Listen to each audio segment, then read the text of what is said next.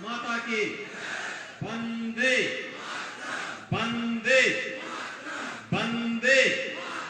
अब बैठिए, मैं बुलाऊंगा। भारतीय जनता पार्टी के जिला के अध्यक्ष श्री राम बिहारी चौरसिया जी, पूर्व सांसद और संसद में हम दोनों लंबे समय तक सांसद रहे श्री रामकृष्ण कुशमारिया जी, लोकप्रिय विधायक और भारतीय जनता पार्टी के विधानसभा पवई से लोकप्रिय प्रत्याशी श्री प्रहलाद मोदी जी, प्रदेश कार्य समिति के सदस्य श्री जयप्रकाश चतुर्वेदी जी, महामंत्री श्री विवेक मिश्रा जी, दीपेंद्र सिंह जी, रविराज यादव जी, श्रीमती सुधा पटेल जी, श्रीमती मीना राजे जी, श्रीमती मोहनी आनंद मिश्रा जी, पुष्पेंद्र पटेल जी, प्रमोद पटेल जी, प्रमोद तिवारी जी, पवन शुक्ला जी और भारी संख्या में पवई विधानसभा क्षेत्र से जुड़े हुए सभी उपस्थित भाई और बहनों, मध्य प्रदेश विधानसभा चुनाव के प्रचार कार्य आज सायंकाल समाप्त होगा। परसों 17 नवंबर को मध्य प्रदेश के भाग्य का फैसला आप सबको करना है। भाइयों बहनों, मैं आप सबसे अपील करने के लिए आया हूं। सबसे पहले मैं इस अवसर पर आप सबको, आज भैया दूज का पावन पर्व भी है, इसकी बधाई देता हूं। भाइयों बहनों, आज प्रातः काल आपने देखा होगा देश के यशस्वी प्रधानमंत्री जी ने भारत माता के महान सपूत, भारत की आजादी के लिए अपने आप को बलिदान करने वाले भगवान बिरसा मुंडा की जन्मभूमि में जाकर के उन्हें अपनी विनम्र श्रद्धांजलि अर्पित करते हुए ये नमन किया है। मैं इस अवसर पर अपने सभी वनवासी जनजातीय बंधुओं को जनजातीय दिवस की हृदय से बधाई देता हूं, अपनी शुभकामनाएं देता हूं। हमारा ये जनजातीय समुदाय सदैव से प्रकृति और पर्यावरण का उपासक रहा है। भाइयों बहनों, आप इस पन्ना जनपद में हैं, लेकिन समाचार पत्रों से सुनते होंगे, टेलीविजन में देखते होंगे, दिल्ली के अंदर प्रदूषण के कारण कैसा माहौल हो रखा है, दम घोटू माहौल। गैस जहरीली है, पर्यावरण जहरीला सा हो गया है, आंखों में जलन है। माननीय उच्चतम न्यायालय को और एनजीटी को, तमाम उद्योगों को वहां बैन करना पड़ा, लेकिन हमारा जनजातीय समुदाय प्राचीन काल से ही प्रकृति और पर्यावरण का उपासक होने के नाते इसके संरक्षण के लिए कार्य करता रहा है। प्रधानमंत्री जी ने भगवान बिरसा मुंडा की पावन जयंती को जनजातीय दिवस के रूप में मनाने का जो अभिनंदनीय कार्य किया है, इसके लिए प्रधानमंत्री जी के प्रति आभार व्यक्त करते हुए आप सबको मैं हृदय से बधाई देता हूं, अपनी शुभकामनाएं देता हूं। दीपावली के 5 दिवसीय कार्यक्रमों की श्रृंखला में आज भैया दूज का भी पावन पर्व है। बहनें अपने भाइयों की लंबी आयु की कामना करने के लिए आज अपने अपने घर में जाकर के उनके प्रति दुआ कर रही है, उन्हें आशीर्वाद दे रही है। पर्व और त्योहारों की ये लंबी श्रृंखला भारत की समृद्ध विरासत की प्रतीक है। भाइयों बहनों, हम सबको अपनी इस परंपरा पर गौरव की अनुभूति करनी चाहिए। ये मेरा सौभाग्य है कि आज मुझे इस जनपद में आने का अवसर प्राप्त हुआ और आपका पन्ना जनपद तो विकास की नए प्रतिमान स्थापित कर रहा है। याद करिए, कांग्रेस के समय उद्योग नहीं लगते थे, लेकिन अब तो डबल इंजन की सरकार कार्य करेगी तो भाइयों बहनों जेके सीमेंट जैसी नए नए उद्योग भी लगेंगे। और अब तो सुना है पन्ना में हीरे की खान भी प्राप्त हो गई है और हीरे से यहां के लाखों लोगों को नए रोजगार सृजन की संभावना बनेगी। आपका जनपद भी समृद्धि को प्राप्त करेगा और मध्य प्रदेश भी समृद्धि की एक नई ऊंचाई को प्राप्त करेगा। आपने देखा होगा डबल इंजन सरकार का लाभ किस रूप में प्राप्त होता है। जब से प्रधानमंत्री के रूप में मोदी जी आए, मोदी जी और शिवराज सिंह चौहान जी की जोड़ी ने मध्य प्रदेश को बीमारू राज्य से उभार करके आज देश के विकसित राज्यों की श्रृंखला में खड़ा कर दिया है। भाइयों बहनों, जो कार्य कांग्रेस 55-60 वर्षों में नहीं कर पाई, वह कार्य मोदी जी के नेतृत्व में मध्य प्रदेश में शिवराज सिंह चौहान जी ने मात्र 9 वर्ष में करके दिखा दिया। हर गरीब के घर में शौचालय का निर्माण होना, हर गरीब परिवार को सिर ढकने के लिए एक छत उपलब्ध होना, एक प्रधानमंत्री आवास योजना का लाभ उपलब्ध करवा देना, हर गरीब को 5 लाख रुपए की आयुष्मान भारत की सुविधा उपलब्ध करवा देना, हर गरीब के घर में बिजली पहुंचाने का कार्य हो, या फिर उज्ज्वला योजना में हर गरीब परिवार को फ्री में रसोई गैस के कनेक्शन उपलब्ध करवाने का कार्य। भाइयों बहनों, ये सभी कार्य पहले भी हो सकते थे। कांग्रेस को तो 55-60 वर्षों तक मौका मिला था, लेकिन विकास उनके एजेंडे का हिस्सा नहीं था। गरीब कल्याण उनके एजेंडे का हिस्सा नहीं था। वनवासियों, गिरवासियों, हरिजनों, जनजाति समुदाय के का उत्थान हो, उनका कल्याण हो, वे भी सुख और समृद्धि के मार्ग पर आगे बढ़ सके, ये कांग्रेस के एजेंडे का हिस्सा नहीं था।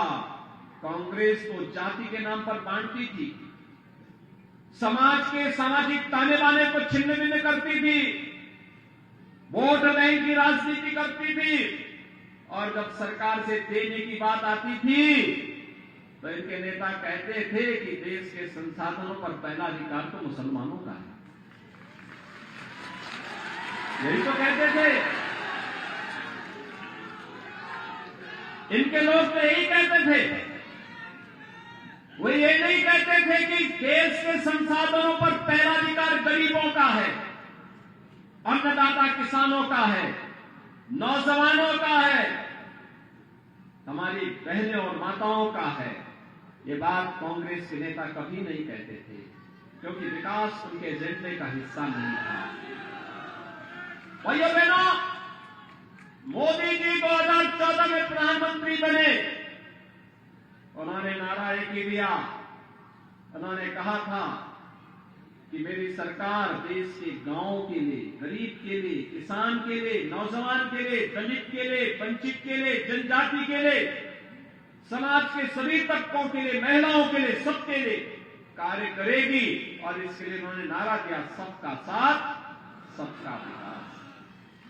भाइयों बहनों, सबका साथ सबका विकास का ये नारा समग्रता को लेकर के चलता है, और ये राम राज्य की आधारशिला यही है,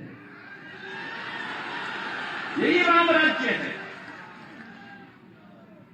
को भेदभाव किसी के साथ नहीं, विकास सबका, लेकिन तुष्टीकरण किसी का नहीं, किसी का नहीं।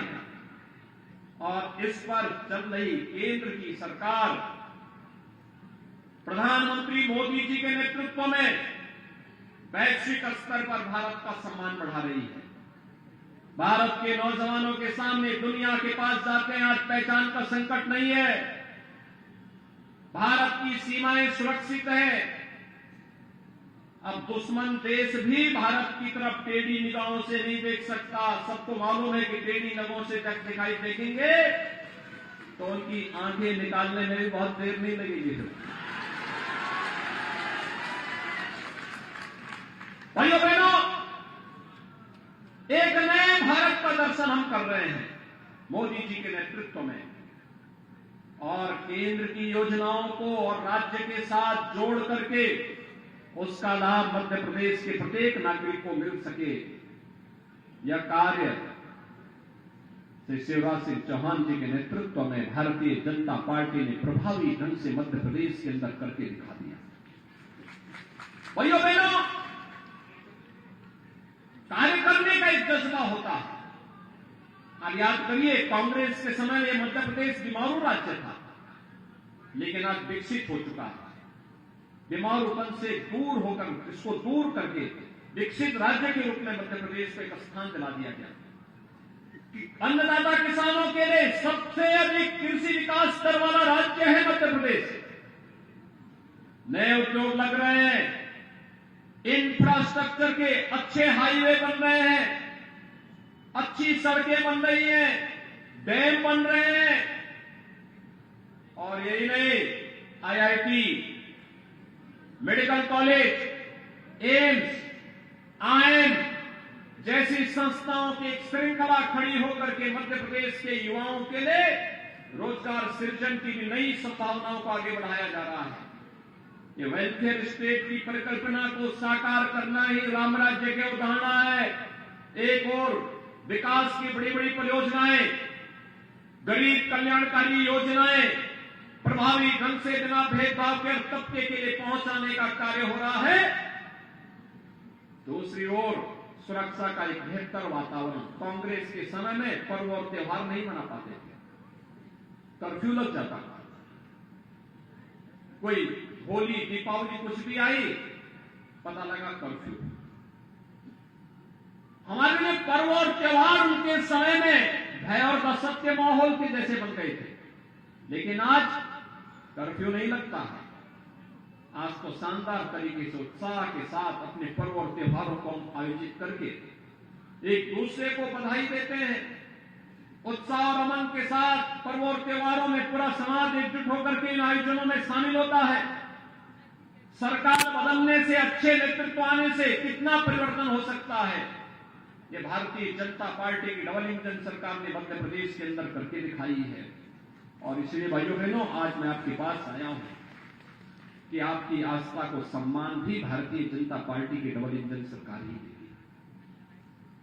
आप आइए देखिए, मोदी जी के आने के बाद काशी में काशी विश्वनाथ धाम बन रहा है, बन चुका है। पहले 5 लोग एक साथ बाबा का दर्शन करने नहीं जा पाते थे। आज भाइयों बहनों 50,000 लोग भी एकजुट होकर के चले जाए तब भी जगह की कमी नहीं होगी। ये परिवर्तन है। केदारपुरी कांग्रेस के समय पूरी तरह तबाह हो गई थी, प्राकृतिक आपदा की चपेट में आ गई थी। आज भगवान केदारनाथ का दर्शन करने के लिए उत्तराखंड में आप जाएंगे, केदारपुरी का पुनरुद्धार का काम प्रधानमंत्री मोदी जी ने वहां करवा दिया। महाकाल में महालोक का दर्शन होता है, और 500 वर्षों का इंतजार समाप्त करके अयोध्या में से राम जन्मभूमि में भव्य राम मंदिर का निर्माण कर क्या ये काम कांग्रेस कर पाती? क्या कांग्रेस सुरक्षा दे पाती? क्या कांग्रेस राम मंदिर का निर्माण कर पाती? क्या कांग्रेस बाबा विश्वनाथ धाम का निर्माण कर पाती? और क्या कांग्रेस भाइयों बहनों महाकाल के महालोक की अनुभूति कांग्रेस करा पाती? क्या जब कांग्रेस न गरीबों का कल्याण कर सकती है, न विकास का कार्य ही ला सकती है, न आपकी आस्था का सम्मान ही कर सकती है, तो फिर कांग्रेस जैसे बोझ को ढोने का मतलब ही क्या है? कोई मतलब है क्या? और इसलिए गलती कभी मत करना। भाइयों बहनों, मैं आपका अभिनंदन करता हूं। आपने श्री प्रताप मोदी जी के समर्थन में इतनी भारी संख्या में एकत्र हुए हैं।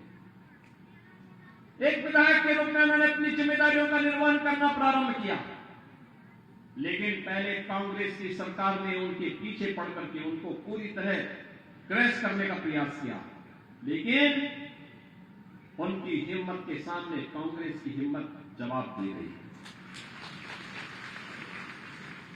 उनके सदस्यता समाप्त करने का कुत्सित प्रयास किया। मैं धन्यवाद दूंगा न्यायपालिका को कि उन्होंने प्रहलाद लोधी की सदस्यता को फिर से बहाल करने और उसको स्टे करने का काम किया। कोरोना कालखंड में पहले स्वयं संक्रमित हुए, जनता जनार्दन की सेवा करते करते और फिर परिवार के कई सदस्यों को उनको खोना पड़ा। पैर एक बार नहीं, जनता की सेवा करते करते एक बार नहीं 5 बार पैर अपना गंवा चुके। भाइयों बहनों, मैं तो आप सबसे अपील करने के लिए आया हूं। जब मुझे बताया गया कि प्रहलाद लोधी के साथ ऐसी ऐसी घटना घटित हुई तो मैंने विशेष रूप से अनुरोध किया। मैंने कहा पवई में जरूर जाऊंगा स्वयं अपील करने के लिए। और भाइयों बहनों, आज मैं स्वयं आपसे अपील करने के लिए आया हूं। आप में से हर व्यक्ति, आज सायंकाल प्रचार बंद होगा, आप में से हर व्यक्ति को प्रहलाद लोधी बनना पड़ेगा। कमल चुनाव चिन्ह के लिए फिर से कमल खिलेगा, फिर से पवई में और पन्ना की तीनों विधानसभा सीटों पे कमल खिलेगा। क्या ये संकल्प लेने को तैयार हैं? सभी लोग तैयार हैं? प्रहलाद लोधी जी को आप आश्वस्त करिए कि वे चुनाव तक भले ही कार्यकर्ताओं के बीच में रहे, एक बार पैर का उपचार पूरा करने, फिर जनता के बीच में दौड़ करके जनता की सेवा ही उनको करनी है, इसमें कोई संदेह नहीं है। सब लोग सहमत है ना? तो भाइयों बहनों, मेरे साथ बोलेंगे भारत माता की, भारत माता की जय श्री राम, जय जय श्री राम।